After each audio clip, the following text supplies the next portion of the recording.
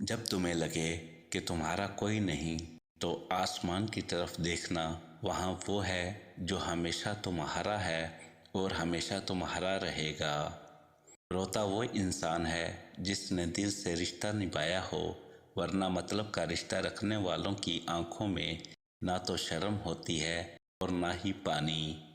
کچھ رشتے اللہ خود ختم کر دیتا ہے تاکہ ہماری زندگی خراب نہ ہو سکے۔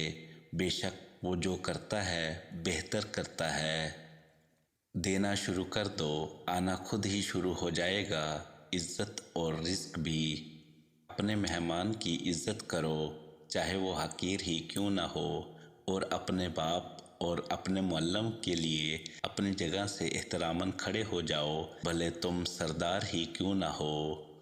3 چیزوں میں شرمایا نہیں جاتا: انسان کا اپنے مہمان کی عزت کرنا، انسان کا اپنے باپ اور معلم کے لیے اپنی جگہ سے اٹھنا، اپنا حق مانگنا، بھلے وہ کم ہی کیوں نہ ہو۔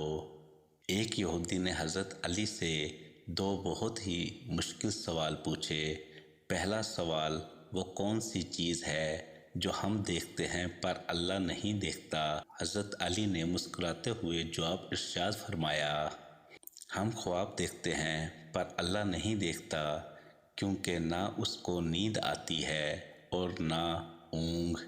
دوسرا سوال، قرآن میں ہر چیز کا علم ہے، تو وہ کیا ہے جو قرآن میں نہیں؟ حضرت علی نے فرمایا، قرآن میں سب کچھ لکھا ہے پر جھوٹ نہیں لکھا۔ جس کی قوت و فکر ضعیف ہوتی ہے، اس کا غرور زیادہ ہوتا ہے۔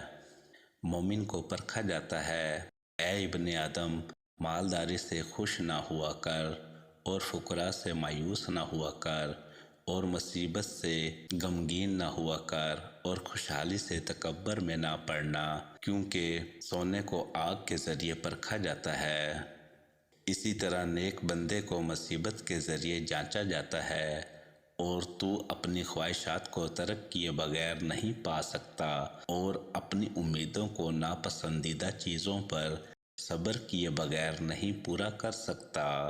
جو فرائض آپ پر سونپے گئے ہیں، ان کو پورا کرنے میں اپنی پوری کوشش صرف کرتے رہا کرو، اور اللہ نے جو تمہارے لیے فیصلہ کیا ہے اس پر راضی رہا کرو۔